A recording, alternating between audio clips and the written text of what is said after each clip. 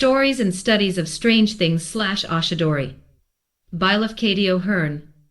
There was a falconer and hunter, named Sunjo, who lived in the district called Tamurnogo, of the province of Mutsu.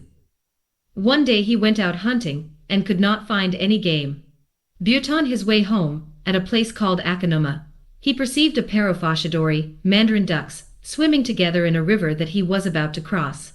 To kill Oshidori is not good, but Sanjo happened to be very hungry, and he shot at the pair. His arrow pierced the male. Thief male escaped into the rushes off the further shore, and disappeared. Sanjo took the dead bird home, and cooked it. That night he dreamed a dreary dream. It seemed to him that a beautiful woman came into his room, and stood by his pillow, and began to weep. So bitterly did she weep that Sanjo felt as if his heart were being torn out while he listened. And the woman cried to him, "Why, oh! Why did you kill him? Of what wrong was he guilty? At Akanuma we were so happy together, and you killed him.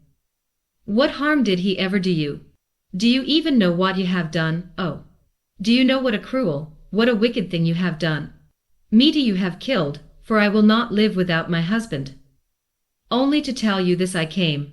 Then again she wept aloud, so bitterly that the voice of her crying pierced into the marrow of the listener's bones, and she sobbed out the words of this poem. Hai kurabase so eshimano wa, akanuma no makomo no kure no hidarin zo yukai. At the coming of twilight I invited him to return with me. Now to sleep alone in the shadow of the rushes of Akanuma, ah! What misery unspeakable! And after having uttered these verses exclaimed, "Ah, you do not know, you cannot know what you have done.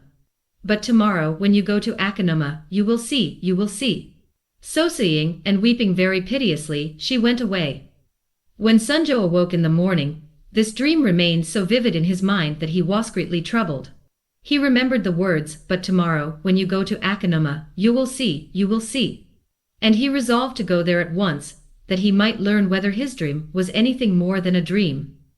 So he went to Akanuma, and there, when he came to the riverbank, he saw the female Oshidori swimming alone. In the same moment the bird perceived Sunjo, but instead of trying to escape, she swam straight towards him, looking at him the while in a strange fixed way. Then, with her beak, she suddenly tore open her own body, and died before the hunter Sayas. Sunjo shaved his head, and became a priest.